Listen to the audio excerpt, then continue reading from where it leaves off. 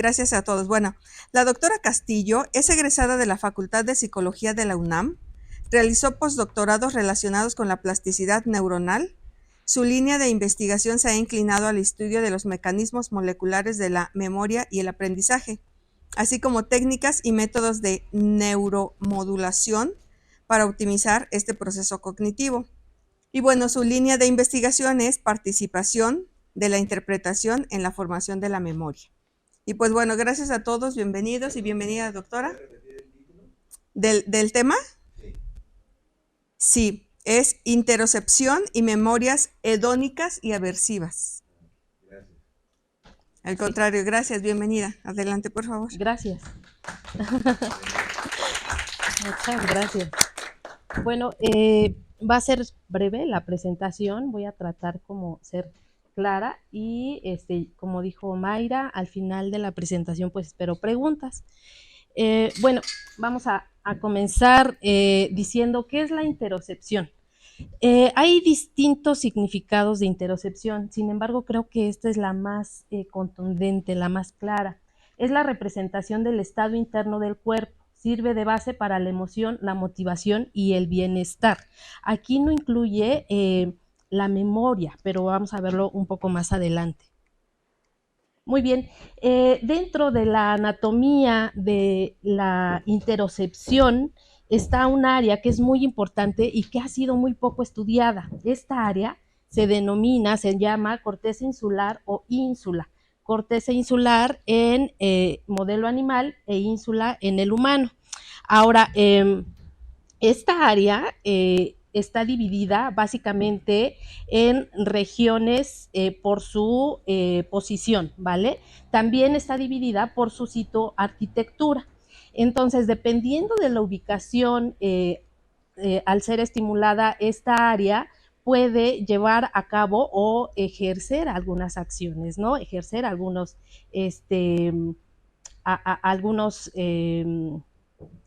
funciones. Muy bien, ¿cuáles son las funciones generales de la corteza insular? Se considera ahora el centro de integración anatómica y fisiológica. Recibe aferencias talámicas y corticales, esto con la finalidad de procesar información exteroceptiva, así como también recibe información de núcleos del tallo cerebral que finalmente va a hacer la integración de esta información interoceptiva.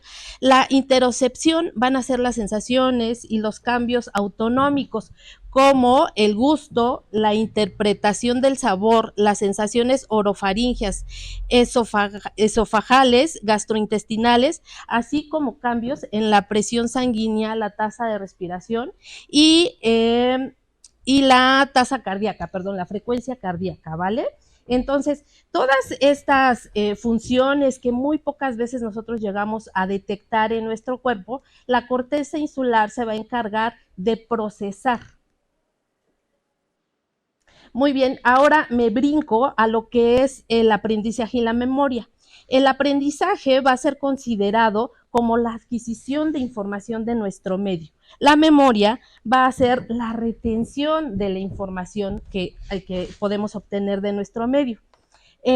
¿Cuáles son los mecanismos moleculares y celulares que se encargan de este proceso ejecutivo, ¿no? De este procesamiento? Bueno, hay dos mecanismos que se han descrito, que se llama la potenciación de largo plazo y la depresión de largo plazo, ¿vale? Antes de 1973 no se sabía con exactitud si la memoria se almacenaba en qué parte del cerebro o cómo se podía llevar a cabo este funcionamiento, ¿no? Este procesamiento. Entonces, Bliss y Lomo en 1973 se les ocurre buscar una vía de comunicación, esto en el hipocampo, en el área que va del CA1 al CA3. Ahí dan alta frecuencia, se le denomina a este tipo de estimulación. La alta frecuencia depende de los hercios. Entonces, dan alta frecuencia en esta vía y observan que hay un incremento de los potenciales postsinápticos excitatorios, ¿vale? A este fenómeno se le va a llamar potenciación de largo plazo. Sin embargo, también hay otro fenómeno que al dar estimulación de baja frecuencia, entonces podemos inducir una depresión, es decir, un debilitamiento de las conexiones sinápticas en esa vía. ¿Cómo sabemos que esto sucede cuando estamos aprendiendo una tarea? Bueno, se han llevado a cabo diferentes estudios en los que se les meten electrodos a los modelos animales, sean ratas, conejos, y se está registrando mediante estos electrodos cuando la rata está aprendiendo algún paradigma de aprendizaje. Y resulta que en áreas como el hipocampo y la corteza se presenta una potenciación de largo plazo. Curiosamente, cuando se registra, por ejemplo, en cerebelo, se ve una depresión de largo plazo. ¿De qué depende? De los neurotransmisores que están funcionando en el área, ¿vale? Entonces, bueno, estos son, digamos, como los mecanismos moleculares y celulares que subyacen al aprendizaje y a la memoria. Se ha observado también que la corteza insular tiene una vía que envía información hacia la amígdala basolateral. Cuando se estimula con alta frecuencia esta vía, se puede producir una potenciación de largo plazo, ¿vale?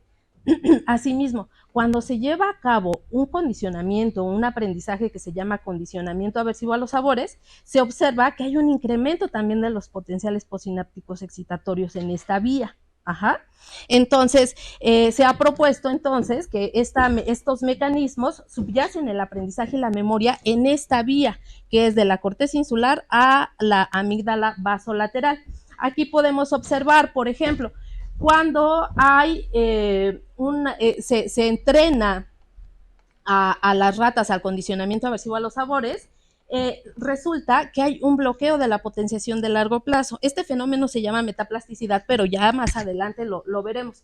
Sin embargo, cuando nada más se da la estimulación de alta frecuencia, es decir, se hace un pseudo CTA, un pseudo CAS, un pseudo aprendizaje de condicionamiento aversivo a los sabores, se presenta la potenciación de largo plazo, se presenta el aumento de los potenciales postsinápticos excitatorios. Ajá. Ahora, es importante también mencionarles que este fenómeno, tanto molecular como celular, transcurre o se mantiene a lo largo del tiempo. En muchos estudios han demostrado desde 72 horas hasta 120 horas después de la inducción de potenciación de largo plazo. ¿Sí? Lo que quiere decir es que probablemente durante todo este tiempo se está llevando a cabo la consolidación de la información de cierto aprendizaje. También en esta misma vía que yo les comento, corteza insular, amígdala basolateral, se puede dar estimulación de baja frecuencia y se presenta la LTD, la depresión de largo plazo.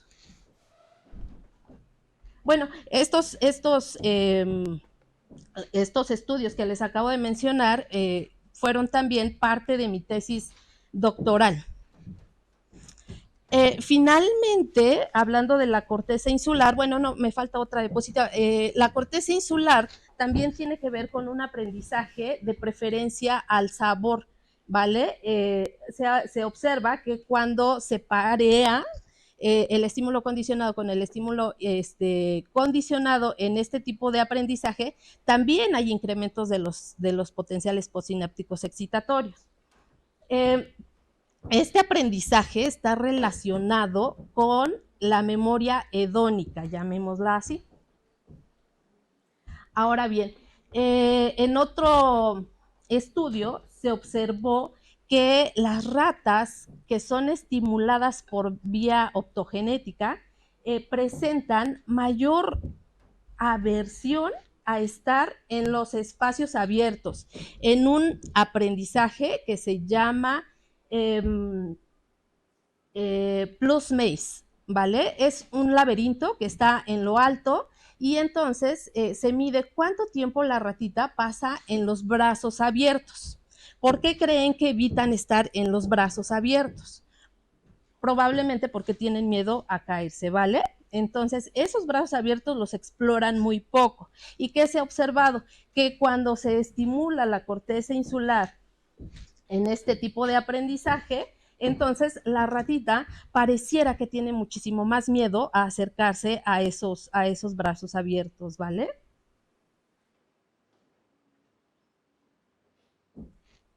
Muy bien, bueno, anatómicamente ya les comentaba que por su posición, la corteza insular puede dividirse, digamos, en la corteza insular anterior, medial y posterior. La corteza o la región anterior está relacionada con la interpretación de los estímulos hedónicos. Le da valor al estímulo que se está presentando. La región posterior de la corteza insular procesa la detección de los estímulos aversivos. En este caso va a promover la ansiedad, como yo les comentaba, por ejemplo, el PLOS-MACE, que mide este tipo de aversión hacia los brazos abiertos y presenta la conducta de ansiedad. ¿Qué es esto? La rata comienza a, se le llama freezing, que es una conducta de congelamiento, comienza a respirar, ¿no?, con mayor frecuencia, e incluso otras conductas como grooming, hay mucho tipo de conductas que se pueden medir en esta tarea, ¿sí? Pero lo importante es que la corteza insular está participando justamente en promover la ansiedad.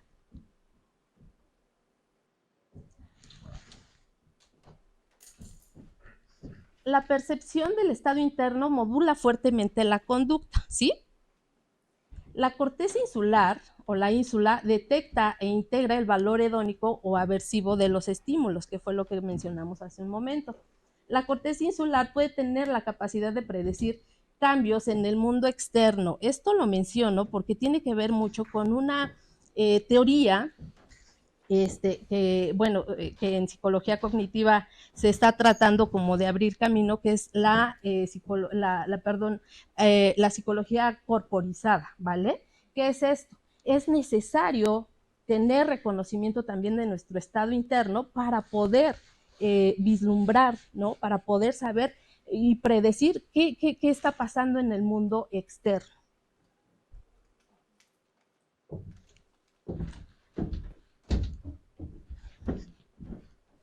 ¿Cuál es algún modelo que pueda facilitarnos el estudio de la percepción interoceptiva? Bueno, se ha observado que la adicción o la dependencia a las drogas, en este trastorno pueden converger distintos módulos, digamos, tanto memorias, digamos, de tipo declarativo, por claves, memorias de hábito también está involucrado, y la memoria o la percepción interoceptiva. Entonces, ¿en dónde precisamente podemos observar estos fenómenos? Durante el craving. ¿Alguien sabe aquí qué es craving en la adicción? El deseo, exacto. El deseo, la urgencia, ¿no?, de conseguir esa droga. ¿Por qué se presenta este fenómeno? Bueno, se ha observado que mediante claves o simplemente porque el paciente recordó, ¿no? No es necesario que vea algo, sino que tiene un estado probablemente interno que lo hace ir a buscar la sustancia. Entonces, la interocepción en la adicción determina la fuerza de la relación de las reacciones corporales y los procesos cognitivos afectivos, incluyendo el despertamiento emocional, el craving o la toma de decisiones. Es decir, yo aquí vengo a presentarles solamente la interocepción y la memoria. Sin embargo, la interocepción parece que está involucrado en muchas otras procesamientos, como la toma de decisiones. En este caso, en la adicción, pareciera que la interocepción bloquea de cierta forma o interfiere con una buena toma de decisión.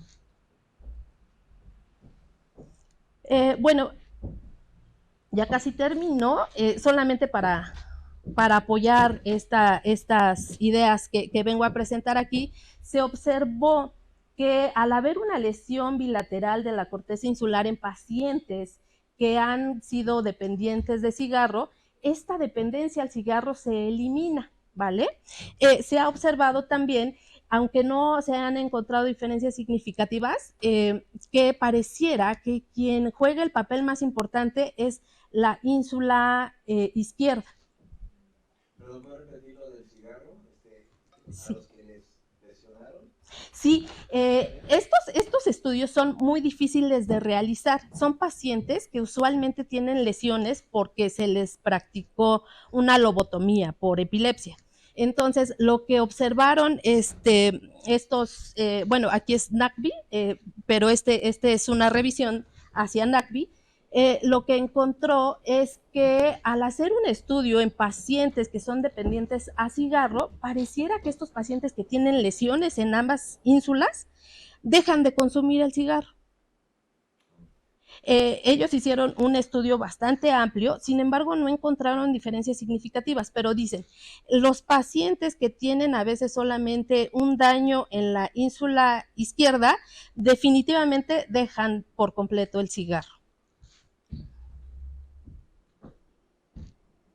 Bueno, aquí es otro estudio que el grupo de NACBI realizó, en el que se le pone a los pacientes la nicotina. Se les da el sabor de la nicotina a los pacientes que tienen el daño bilateral de las ínsulas, y entonces pareciera que los pacientes que tienen estas lesiones no presentan ese antojo o ese deseo por consumir.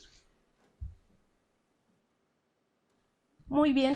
¿Y cuáles han sido las propuestas que han hecho algunos investigadores? Bueno, dicen que muy probablemente la ínsula está involucrada en la conciencia interoceptiva, ¿vale? Y que sin embargo también tiene que estar relacionada con otras áreas cerebrales, no nada más es la ínsula, evidentemente. Pero esta alteración interoceptiva es la que da paso, ¿no?, a la búsqueda de la droga. Por otro lado, cuando sucede este fenómeno que yo les comentaba, que es craving o el deseo por consumir, se activan muchas otras áreas, muchas cortezas aledañas a la corteza insular. Sin embargo, parece que es la ínsula la que da el primer paso a estas sensaciones internas de necesidad de consumo por la droga.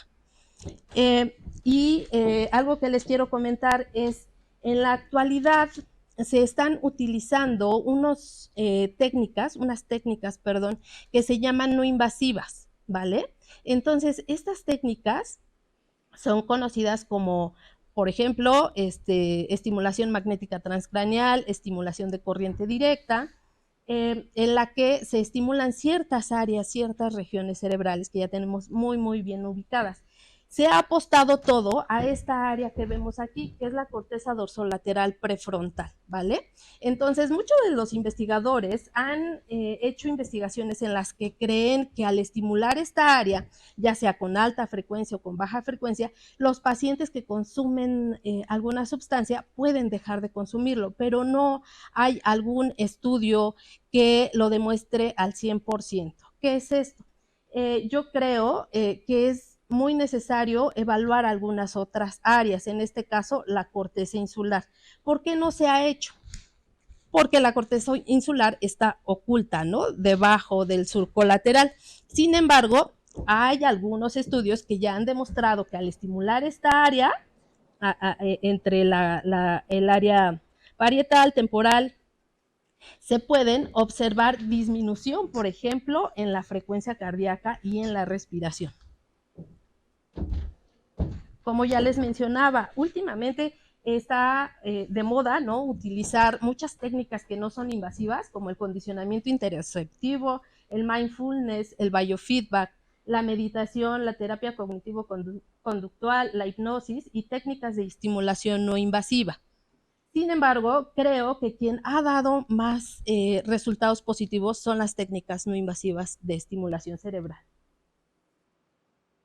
Aquí está lo que yo les platicaba hace un momento. La estimulación eléctrica en la ínsula modifica la tasa cardíaca solamente por estimular. la estimulación cerebral también mejora la percepción interoceptiva, ¿vale? Es algo que nosotros no nos preguntamos mucho, es decir, no decimos, ay, ¿cuántos latidos estoy teniendo, no? O, ay, estoy respirando muy fuerte, ¿no? Es solamente, creo, cuando estamos pasando por un momento estresante, cuando comenzamos a detectar estas señales interoceptivas. Perdón. Sí. Dicen la estimulación cerebral mejora la percepción interoceptiva. ¿En qué sentido la mejora? En que los pacientes, a la hora de aplicarles un cuestionario, ¿no? Es un cuestionario subjetivo, llegamos y le preguntamos al paciente, ¿sí sientes tus latidos? Entonces, usualmente nosotros no los detectamos como tal. Sin embargo, si el paciente está en modo relajado, silencio y demás, el paciente comienza a sentir cómo está palpitando, ¿no? O incluso su respiración. Cuando nosotros estamos dando terapia, imagenología o respiración diafragmática, perdón, los pacientes muy pocas veces se dan cuenta que no están haciendo respiración diafragmática, que están respirando con la parte de arriba. Entonces, eso es mejorar la interpretación interoceptiva. Ya, como la agudeza Así es, de tus propios estados internos. exacto. O sea, conciencia aguda. Conciencia, así es. ¿Pero esa mejora es durante la estimulación o después? Después, Okay. después. Sí. Esta es antes de, es Theta Boards continua y después de Theta Boards continua. Entonces, a la hora de pedirle a las personas que respondan, bueno, a aquellas personas que fueron estimuladas en la ínsula, pareciera que detectan o que tienen mayor precisión, ¿no? En sus señales interoceptivas. Bien, ¿cuáles son las futuras preguntas de investigación? La estimulación cerebral de corriente directa en el área cercana a la ínsula puede reducir las señales interoceptivas de pacientes adictos o dependientes y también a la vez disminuir el fenómeno de craving. ¿Será posible? Si las señales interoceptivas subyacen el desencadenamiento del hábito en la adicción, la ausencia de estas, o sea, de las señales interoceptivas, en el largo plazo podrían reducir la recaída en pacientes. Esto también es muy importante. ¿Por qué? Porque se ha estimulado el área dorsolateral de muchos pacientes adictos, ya sea al alcohol, al cigarro, a la cocaína, al crack. Sin embargo, los estudios no son largos, ¿no? Es decir, el tratamiento usualmente dura 3 meses, si no es que 6 meses. Sin embargo, se ha visto una alta tasa de recaídas en estos pacientes. Entonces, es bien necesario también contemplar esto, que el tratamiento sea duradero en el tiempo. Y bueno, eso es todo. Me fui bastante rápido, espero que haya quedado claro. Y bueno, si tienen preguntas. Gracias, Evelyn. Te voy a prestar el micrófono, por favor.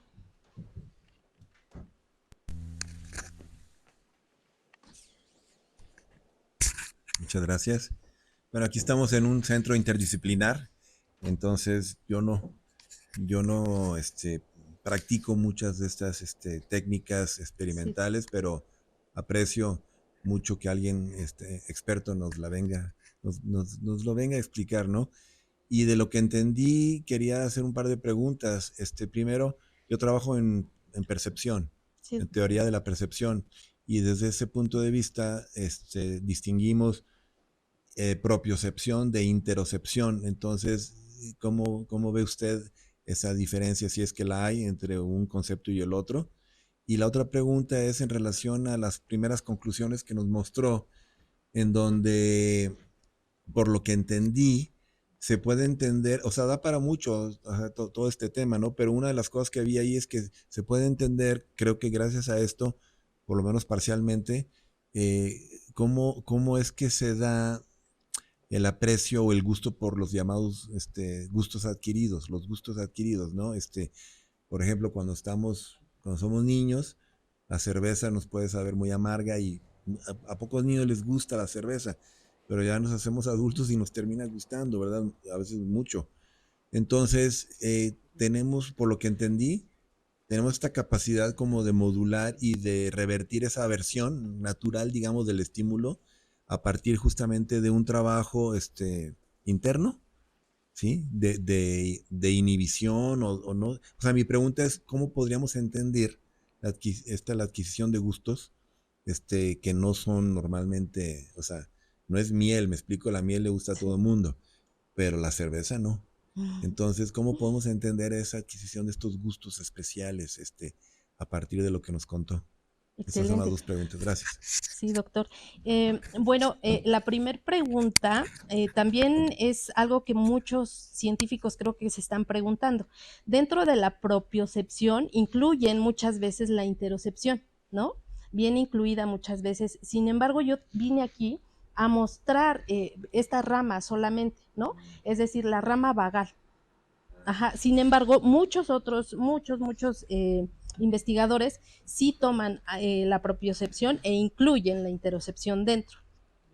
Ahora, la otra pregunta es, ¿por qué de repente cambio en cuanto a algo que no me gustó tanto, ¿no? Que no fue agradable a mi gusto? Bueno, en el condicionamiento aversivo a los sabores, por ejemplo, que fue lo que yo mencioné aquí, depende mucho esta huella anémica de qué tan mal me hizo esa sustancia al inicio. Nosotros pareamos la sucrosa o la sacarina y una inyección de cloruro de litio. Sin embargo, hemos observado que cuando damos una concentración alta, la rata evidentemente aprende y aprende a muy largo plazo, le tiene aversión, o sea, la extinción tarda mucho, ¿no? Para realizarse. Es decir, no consume el estímulo, que es en este caso la sacarina, por mucho tiempo. Sin embargo, cuando nosotros reducimos la concentración del cloruro de litio a muy bajitas dosis, que no le cause tanto dolor estomacal, pareciera que se le olvida a las tres pareamientos más, ¿no? Entonces le damos otra vez la sacarina y la vuelve a consumir normalmente.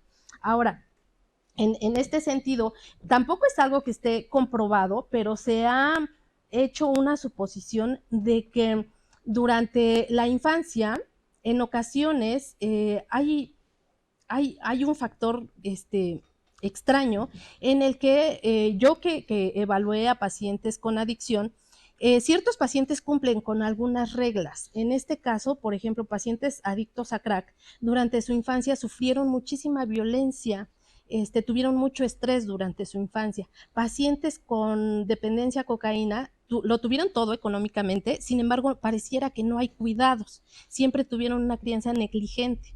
Igual para los pacientes, por ejemplo, alcohólicos, pareciera que sufrieron muchísima violencia física incluso, ¿no? Entonces, ¿a qué me refiero con esto? Que pareciera que tu estado interoceptivo durante tus periodos críticos son fundamentales para que en el futuro tú puedas, ¿no? Hacerte dependiente de un estado físico, ¿no? Por medio de una sustancia. Pero curiosamente, hay drogas, por ejemplo, los estimulantes que te causan ciertas incrementos, por ejemplo, en la atención, ¿no? Euforia. En el caso del alcohol, pues decrementos, decremento de la función frontal, o sea, depende, cada quien, digamos, escoge su droga, ¿no? Dependiendo de su historia de vida, ¿no? Entonces, ese podría ser una de las explicaciones de por qué algo que me es desagradable al final termina gustándome, ¿no? Pues porque me hace o me tiene efecto sobre mi cuerpo que necesito. Sí.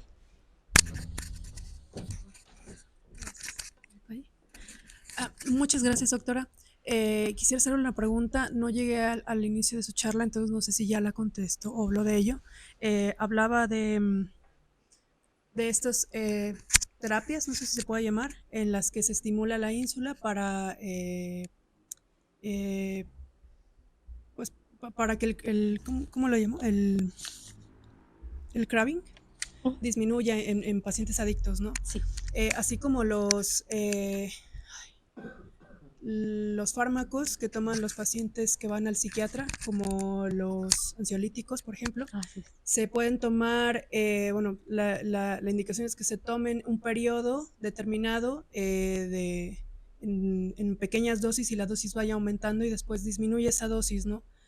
Con el objetivo de no hacer dependiente al paciente de los fármacos. Entonces, en ese sentido, estas terapias de estimulación de corriente directa tendrían alguna, bueno, en primer lugar, tienen una indicación acerca de la dosis en que se aplican y también hay contraindicaciones al respecto.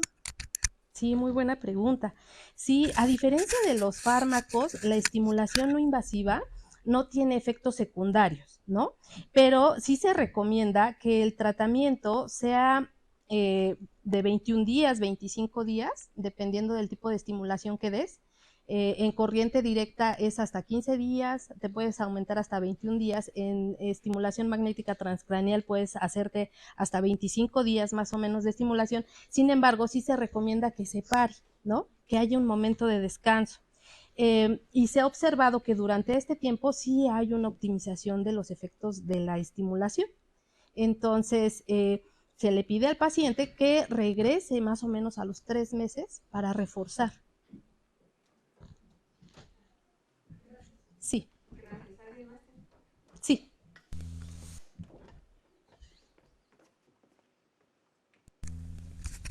Sí, muchas gracias, muy interesante. Tengo dudas también sobre la terapia, cómo funciona. Dices que son 25 días, pero es que es como una hora al día, como cuánto. Y la otra pregunta es, hay algo que como que no me queda muy claro, porque por un lado dices que esta estimulación transcraneal aumenta la capacidad de interocepción, pero por otro lado dices que la interocepción es lo que genera el craving, ¿no?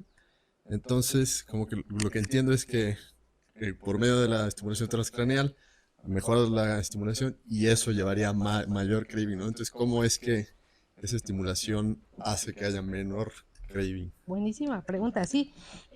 Bueno, las sesiones de estimulación depende también si es de corriente directa o estimulación magnética transcraneal y va desde los 25 minutos hasta los 30 minutos. Pueden ser diario, ¿no? Pero en ocasiones a veces dejas un día de descanso. ¿Por qué? Porque se irrita la zona en la que estás estimulando y si el paciente es muy sensible, dejamos un periodo, digamos, abierto un día por lo menos.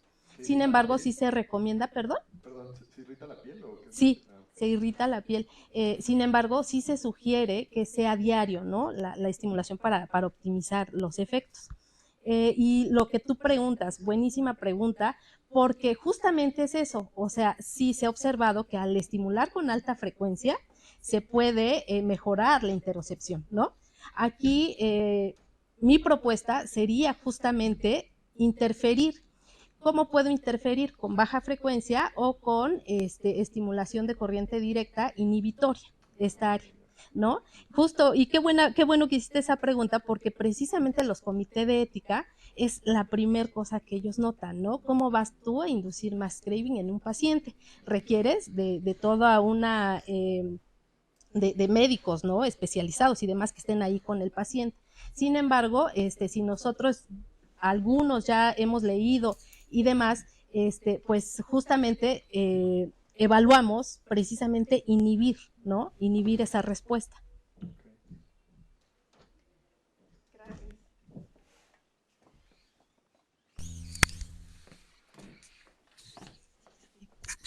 Muchas gracias. Es, creo, muy similar a la pregunta que acaban de hacer, Sí. que la pregunta era, por un lado, un poco insistir en qué es lo que se tiene que hacer para que al afectar la interocepción solo sea en relación a las adicciones y no en relación a la interocepción en general. Y al afectar la interocepción en esos cravings, si no tiene consecuencias colaterales de afectar otros cravings que sean necesarios para la supervivencia o para el bienestar de ese organismo que ya está acostumbrado a cierta cantidad de otras cosas. Excelente. Fíjate que justo en estos estudios en los que encontraron lesiones en la ínsula, se evaluó si los pacientes presentan alguna alteración, por ejemplo, en el antojo a la comida, ¿no? Porque decían, bueno, entonces vamos a hacer anoréxicos a las personas. Y no, solamente es como especializado hacia el craving, en este caso hacia el cigarro. Entonces, pareciera que la ínsula está encargada de esa parte, ¿no? Del consumo, en este caso se demostró en cigarro. Entonces, ¿cómo le vamos a hacer para no reducir la interocepción de algo que sea funcional? Bueno, se plantea inducir craving en estos pacientes justamente, ¿no? ¿Cómo lo vamos a hacer? Por medio de claves visuales, probablemente. O incluso hay cuestionarios, ¿no? Que te preguntan qué tanto antojo tienes de... Eh, bueno, lo importante aquí es que también es momentáneo, o sea, no, si fuera a lo mejor todo el día de estimulación, probablemente sí reduzcamos su funcionalidad, ¿no? Pero, bueno, también es importante mencionarte que lo adecuado también sería estar haciendo mediciones de frecuencia cardíaca y de respiración justamente, ¿no? Y estar monitoreando al paciente continuamente. Sí, doctor. Me parece fascinante la psicología de la adicción. Creo que nos ha mostrado unos aspectos también muy... Hablando de la psicología de la adicción, los aspectos, digamos, a nivel molecular, a nivel cerebral, me parece muy pertinente. Sin embargo, también está otro aspecto igualmente importante, me parece que es el social, porque sabemos, por ejemplo, que Alcohólicos Anónimos trabaja de manera muchas veces muy eficaz, ¿no? Sin pasar por la estimulación, ¿cierto? Eléctrica o magnética. Entonces, ¿cómo podríamos nosotros, en términos de los mecanismos neurofisiológicos, traducir esta influencia positiva del entorno social o los buenos hábitos o el buen consejo? Y hay otras técnicas, digo, ahí mencionaba mindfulness, hipnosis, ¿cierto? Sí. No son estimulaciones así directas, ¿no? Fisiológicas de corrientes, pero trabajan a otro nivel.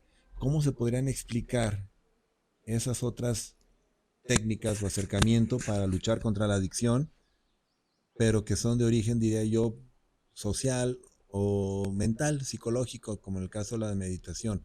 ¿Sí? Hay estudios sobre mecanismos, digo, porque sí sé que la meditación tiene un efecto, claro, ¿no? El engrosamiento de la corteza, por ejemplo, en Sí. ciertas áreas. Ujú. Digo, por poner un ejemplo. Entonces, ¿esto cómo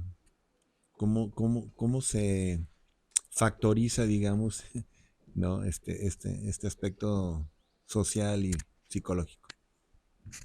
Sí, yo creo que no hay que dejar de lado precisamente este factor familiar, ¿no?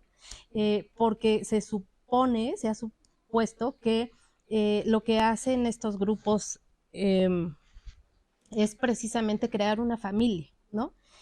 Lo que nosotros observamos en pacientes que atendimos en el instituto fue que usualmente las personas tienen muy mala relación con su familia. Entonces, nosotros podíamos darle estimulación, podía tomar terapia cognitivo-conductual, podía tomar medicamentos, sin embargo siempre había una recaída a los meses, porque esta dinámica familiar es bien difícil, ¿no? De modular. Es muy, la verdad es que es muy difícil. Entonces, siempre tomar en cuenta esto, ¿no? Que el individuo no nada más es cuerpo, es cerebro, ¿no? También está su ambiente cultural y su ambiente social. ¿Por qué? Porque nos llegaban también pacientes de zonas de focos rojos de la Ciudad de México que desde pequeños habían consumido y que también eran bien propensos a la recaída, ¿no? Entonces, no dejar de lado esa parte familiar, social y cultural, ¿no? Ya se me olvidó la... ¿Cómo se traduce esa influencia, digamos, a nivel de los mecanismos neurofisiológicos? Porque si no, ¿cómo se explicaría el efecto? Aquí, por ejemplo, tuvimos una tesis hace algunos años sobre los hábitos, los Sí. buenos hábitos, ¿no? Y la importancia del hábito para justamente evitar caer en adicciones, ¿no? Y hay otra tesis ahorita sobre prácticas chamánicas, ¿no? Para evitar la delincuencia, ¿no? Uh-huh. Entonces, si queremos tratar de entender cómo se factorizan estos elementos, ¿no? En una misma ecuación para entender la conducta, pero también los mecanismos fisiológicos y también el entorno social. O sea, ¿cuál sería como ¿no? Porque usted dice, sí, hay que tomar en cuenta estos factores socioculturales, ¿de acuerdo? Sí. Pero si pudiéramos ponerlo en una gráfica o en un dibujo, ¿cómo representaríamos estos factores? Porque están estos de orden como moleculares y neurofisiológicos, anatómicos, y luego están estas otras cosas socioculturales que parecen como muy etéreas o abstractas, pero tienen efectos reales. Entonces, ¿cómo se sinergizan? O sea, ¿tienen alguna postura o teoría de cómo representar la interacción entre estos factores? Sí, yo creo que está muy relacionado precisamente con el punto de vista de la psicología inactiva, ¿no? Que es o sea, somos todo, ¿no? Somos cuerpo, somos cerebro, somos cultura, somos mundo, ¿no? Somos sociedad, familia y demás. Entonces creo que por ahí va, la verdad. Así es. Así es. Ahora, en cuanto a la meditación, está relacionado justamente con esta activación de la vía interoceptiva, del nervio vago, ¿no? Todo va encaminado hacia eso, porque si nosotros estimulamos la corteza insular, resulta que también hay injerencia en la frecuencia cardíaca, en la respiración. Entonces, está muy interesante. Lo malo de la meditación es que, pues esto, justo, ¿no? No quedas aislado, ¿no? De tu medio. En ocasiones los pacientes también pueden tener recaídas y demás. Yo apuesto mucho por la estimulación porque es fácil de aplicar y porque los pacientes hacen adherencia muy rápido, ¿no? Adherencia al tratamiento. No se salen pues del tratamiento como muchos pacientes que se salen, por ejemplo, del tratamiento farmacológico por los efectos secundarios, o por ejemplo gente que quiere ir a yoga y frecuentemente deja las clases, meditación y demás, ¿no? Yo apuesto mucho por este tipo de tratamiento. Pues sí, perdón, pero es que tuvimos otra charla aquí hace unas 3 semanas Sí, con un médico, un doctor, que justamente lo que decía es que para sanarnos, ¿no? Lo primero que tenemos que hacer Es responsabilizarnos de nuestra propia salud, ¿sí? Entonces, en ese sentido, dice él que llega el paciente con ellos y les dice, oiga, doctor, cúreme, por favor, ¿no? ¿Por qué no sano? Y dice, pues porque lo primero que tienes que hacer es tomar tú la responsabilidad en tus manos y segundo, no trabajar a nivel del síntoma. Tienes que pasar las causas profundas. Entonces, cuando nos dice que hay muchos pacientes que vienen con estas historias, ¿no? Sórdidas a veces, ¿no? De su crianza y que eso explica, esas son las causas profundas, ¿no? De explicar una adicción, por ejemplo. Entonces, si estimulamos así ¿no? Transcranealmente el cerebro de esta persona, pues sí, podemos tener ¿cómo decir? Un efecto, pero me parece que será a nivel de los síntomas, ¿no? No de la causa profunda. Es decir, yo recomendaría, digo, no sé, salvo su mejor opinión, pero una terapia, ¿no? Concurrente con esto, ¿verdad? Para trabajar a otro nivel y concientizarse. Así es, sí, casi siempre se coadyuva con terapia cognitivo-conductual, precisamente, este tipo de estimulaciones. Sin embargo, también hay otras terapias, ¿no? Psicoanálisis y demás. Pero sí es bien importante que el paciente se haga consciente del trastorno y que quiera, ¿no? Salir adelante, que quiera curarse, digamos. ¿Alguien más tiene algo más?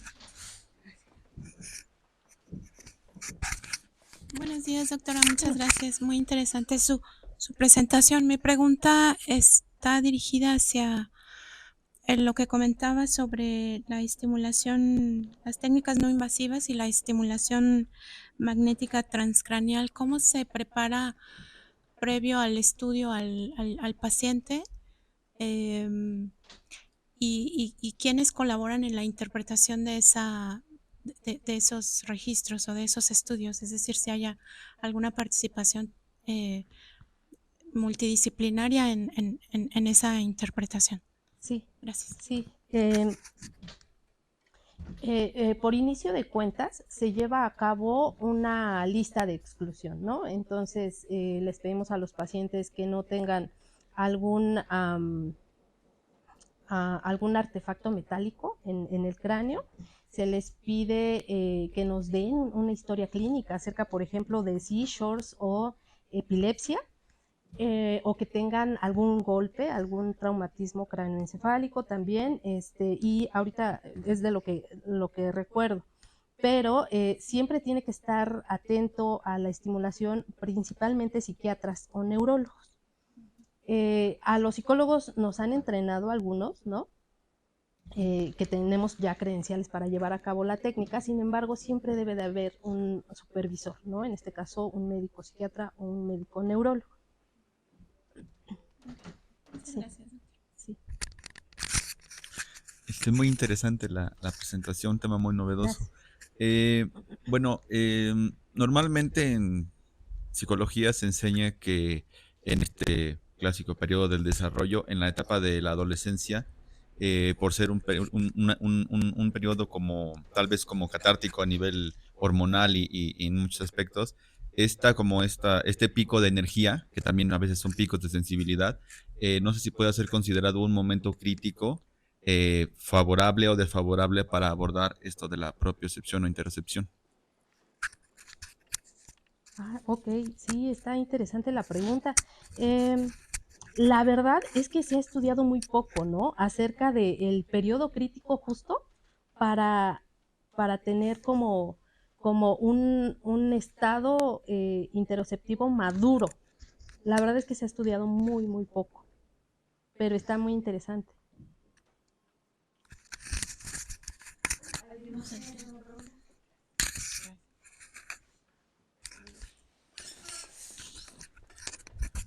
Entonces, esta técnica de estimulación transcranial se ha visto que funciona solo con pacientes adictos al cigarro, a la nicotina, o hay algunas otras sustancias en las que también se haya intentado esta técnica.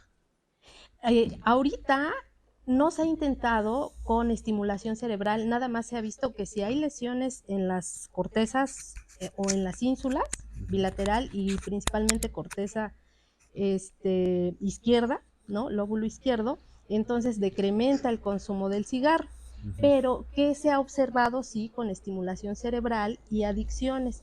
Se ha estimulado el área dorsolateral prefrontal principalmente, porque es el área que integra, ¿no? Toda la información para llevar a cabo una toma de decisión. Entonces, sí se ha observado que reduce el consumo, por ejemplo, alcohol y cocaína, pero no es significativo. Y lo más importante es que hay recaídas en el largo plazo. Entonces, por eso es que yo vengo ahora como a presentar esta teoría de que probablemente al estimular o al no estimular o inhibir esta zona que es la corteza insular, podemos encontrar que hay decrementos en el craving. Ok. Bueno, y otra pregunta es, Sí. bueno, según entiendo, como la aplicación de la meditación para tratar las adicciones, pues la idea es mejorar también la interocepción, ¿no? La idea es uno mejora la interocepción y uno se vuelve más consciente de ese antojo o ese craving que uno tiene, y al tenerlo más presente uno puede controlarlo mejor, ¿no? Entonces tal vez otra opción sería no buscar nada más inhibir la interocepción, sino fomentarla, pero con miras a también poder controlarla. Entonces, nada más era tal una sugerencia y bueno, saber también qué piensas de esa opción. Sí, sí, eso es lo que se pretende, ¿no? No nada más dejarlo al aire, decir, la estimulación cerebral funcionó o no funcionó. Como les comentaba hace un momento, creo que la clave es el sistema autonómico, ¿no? El nervio vago, ¿no? Esta modulación que nosotros podemos hacer también por medio de la respiración para controlar, ¿no? Todas estas respuestas autonómicas que tenemos. Entonces es justo eso, ¿no? Educar ahora sí a que es cierto todo esto de meditación, hipnosis, por ejemplo, la terapia cognitivo-conductual es bien eficaz para modular esta respuesta autonómica interna. Sí. Okay. Bueno, y una última pequeña. Sí. Mencionabas en las técnicas, la primera creo que era condicionamiento interoceptivo o algo así. No sé si puedas hablarnos un poco de en qué consiste. Sí, sí, sí. Es un entrenamiento que ha surgido recientemente precisamente para el estudio de ataques de pánico. Entonces, ¿qué pasa? Se les pide a los pacientes que vean una imagen y que la condicionen a dejar de respirar. Entonces, se les coloca algo y entonces ya no les mandan oxígeno y el paciente comienza a alertarse, ¿no? Y justo es eso, ¿no? Ya después te ponen la imagen y ver qué tanto tu respiración cambia. ¿Cómo puedo medir yo que tengo ataque de pánico? Porque me está latiendo muchísimo el corazón y empiezo a respirar muchísimo más profundamente, ¿no? Entonces, de esa forma se mide si sí hay un condicionamiento, si sí aprendiste, digamos, ¿no? esta asociación. Y siguiendo un poquito la pregunta anterior de Jorge, Sí, si esta estimulación de la que nos habla inhibe, ¿cierto? sí, podemos inhibir, sí. Podemos inhibir con el tipo de estimulación que se le da la interocepción, pero el mindfulness, por ejemplo, la meditación, no inhibe, sino que aumenta la conciencia de la interocepción. Entonces, ¿cómo podemos tener efectos similares por dos vías que parecen contrarias? Uno aumenta y otro disminuye. Justo eso, porque te haces consciente, ¿no? ¿Qué pasa? En muchos pacientes adictos hay alexitimia, que es como esta falta de percepción de mi estado corporal y mi estado emocional. Entonces, al hacerte consciente de cómo te sientes, cómo estás, puedes controlarlo, ¿no? ¿Y cómo lo voy a controlar? Pues por medio de la respiración, ¿no? Pareciera que es a lo mejor no, mágico, pero ya hay estudios que sí demuestran que se activa precisamente la corteza insular con meditación, ¿no? Con respiración diafragmática llevada a cabo bien, ¿no? Y que incluso cambian las ondas de frecuencia cerebral. Digo, parece mágico si separamos mente y cuerpo, ¿no? Ah, sí. Consideramos que Ah, estamos sí. juntos, no hay magia. Es cierto, doctor. Sí. Sí.